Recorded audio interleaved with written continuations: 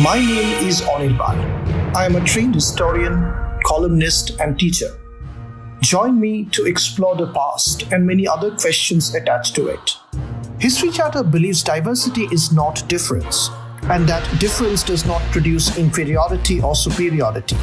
More importantly, it believes the past is made of many stories, and many more stories about the past will never be known. What does it mean to be Indian?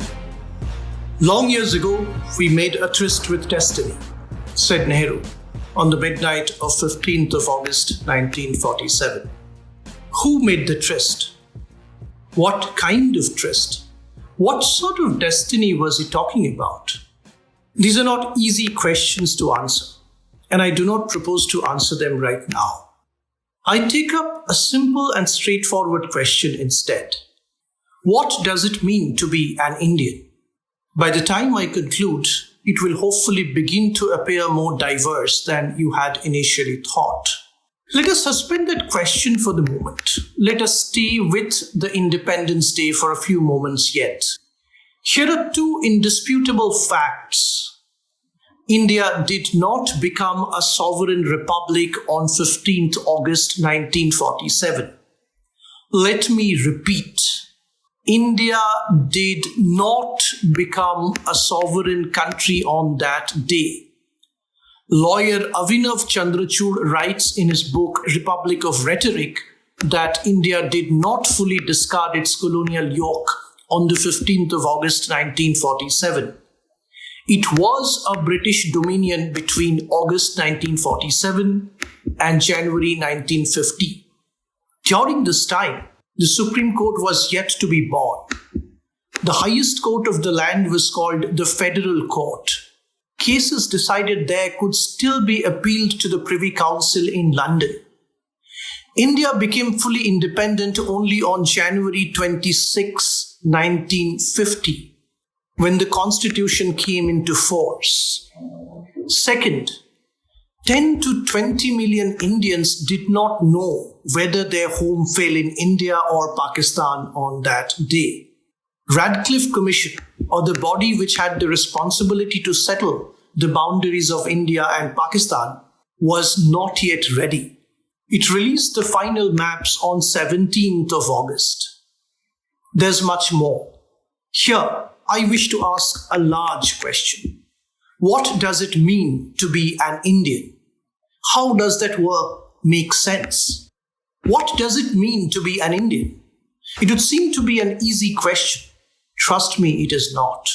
Historian Nico Slate writes in his remarkable new book on the struggle for democracy in the United States and India that the words India and Indians were bent and stretched throughout history to promote particular forms of knowledge and power. The peoples of India would live for thousands of years before they saw themselves as Indians. The first recorded use of the word Indian in English was probably in 893 AD by King Alfred the Great. Later, Christopher Columbus called the indigenous people of North America Indians. The word India and Indians are full of interesting histories of manipulations. While the British colonized India ostensibly because they wished to civilize India, some clever Americans went ahead and presented Indians at the same time as a model of an advanced civilization to Native Americans. Some years later, the very same Americans would associate Indians with barbaric heathens.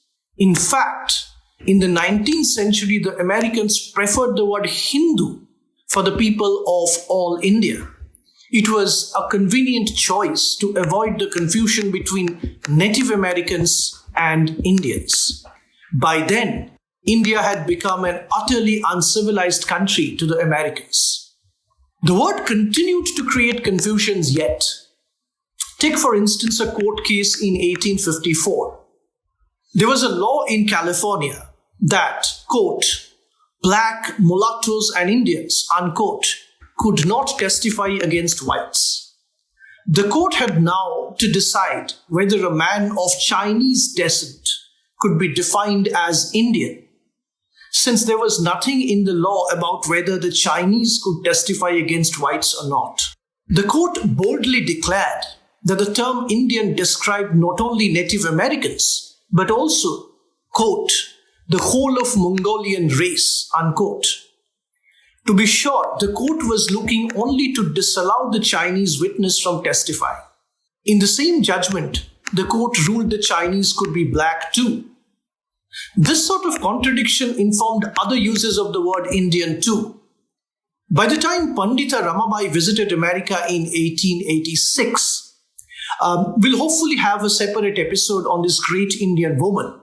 It was a common sense in America that all women in India were terribly oppressed.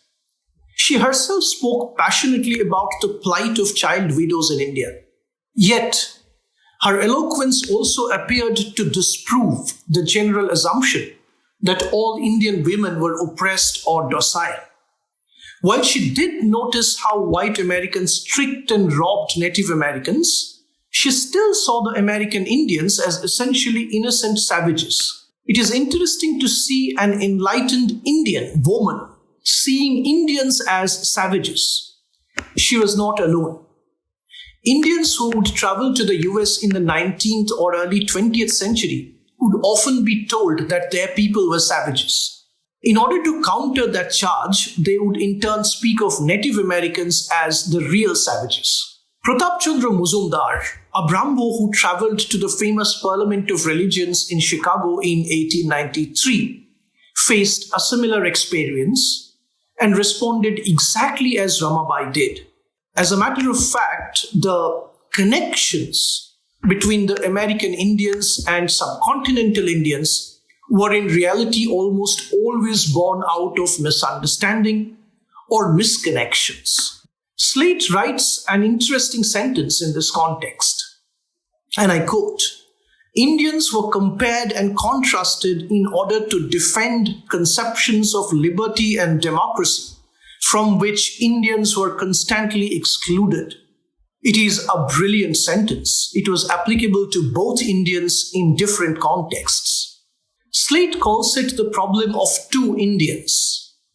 How histories of two people separated by thousands of miles became connected by the accident that a Spanish man made a silly mistake many centuries ago. I'm referring here to the mistake that Columbus made by believing that he had reached India when he actually reached North America.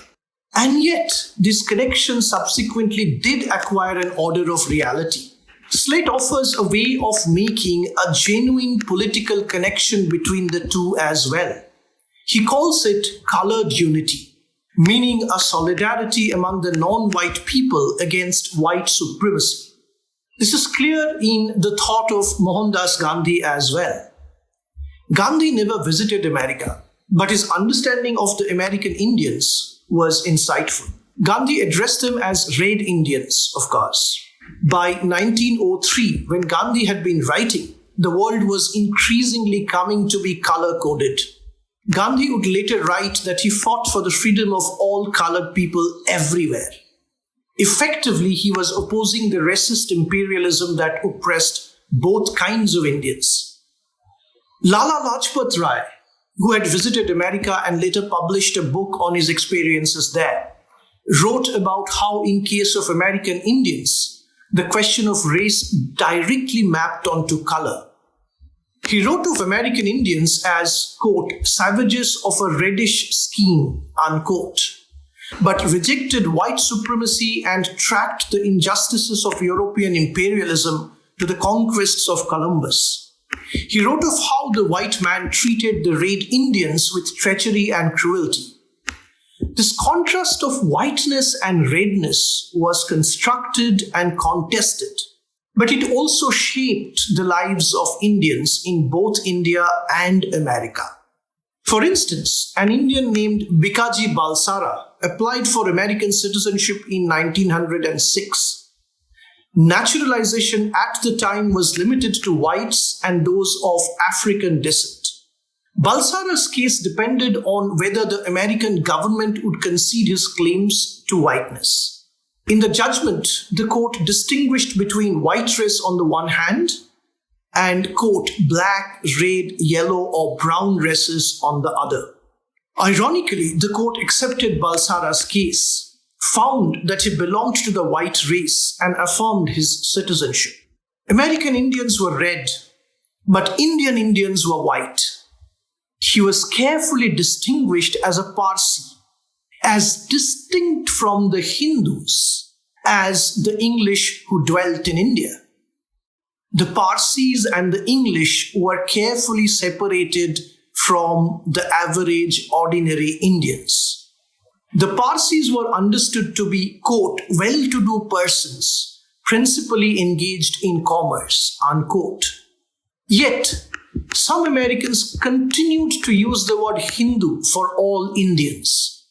Young India, a newspaper founded by Lala Lajpat Rai in New York in 1918, wrote explicitly that it would use the word Hindu for all Indians because, quote, in the United States, the word Hindu stands for all East Indians, regardless of their religion, unquote. It means in America during 1920s, an Indian Muslims could be called a Hindu. How then do I conclude? What do these stories tell us about history? What did I chatter about for the last 10 or so minutes? Several things, really. First, history makes the familiar appear strange and the strange familiar. Second, it relies a great deal on accidents, and there is nothing fixed or permanent about it. Third, it tells of the past in a way that includes many stories that come together in ways that often appear the exact opposite of what we are often taught or we appear to presume. Almost all of us appear to take our Indianness for granted in a specific way as citizens of a sovereign republic. Yet, as the stories I presented show, something as simple as the word Indian have meant very different things to different peoples at different times and places. We saw that the Chinese could be called Indians. We saw that the Muslims could be called Hindus. We also saw that all Indians may be called Hindus. History is all about this diversity. If history has any lesson to teach, it is that it is necessary to accept diversity, even if it appears unfamiliar or unpleasant. This is going to be the basic objective of History Chatter. It will be looking to present unfamiliar stories from the past with a view to promote the point that diversity is not necessarily difference, and that difference is not necessarily a marker of superiority or inferiority. What are the other questions about the past that interest your curiosity? Please write to us. Please subscribe to History Chatter in your favorite podcast streaming apps such as Apple Podcasts, JioSaavn, and Spotify. Looking forward to your feedback and interested questions and queries. I will be back with more stories from the past in the next episode. Till then, this is Anirban, bidding you goodbye.